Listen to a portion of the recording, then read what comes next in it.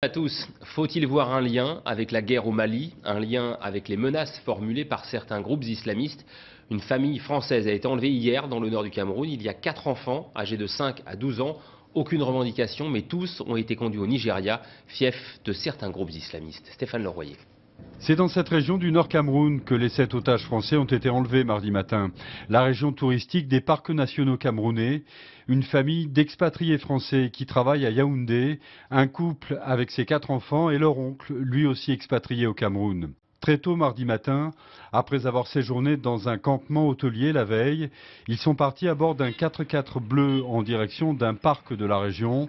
Vers 8h45 local, des hommes armés à moto les ont obligés à les suivre en direction du Nigeria voisin, évoquent des témoins.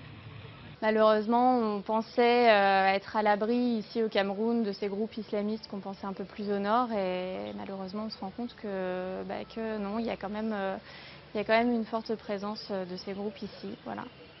Depuis l'annonce de l'enlèvement, c'est la stupéfaction au sein de la communauté française du Cameroun. À Douala notamment, la grande ville portuaire du sud, où les expatriés français sont sous le choc.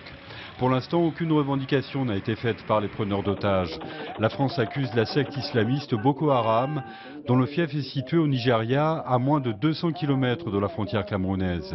D'après une source citée par la télévision du Cameroun, après l'enlèvement, les 4 enfants auraient été séparés des adultes. Je suis choquée. C'est horrible d'entendre ça. De toute ma vie, je n'avais jamais entendu une chose pareille. Particulièrement parce qu'ils ont pris des enfants en otage. Cela suscite beaucoup de craintes pour nous.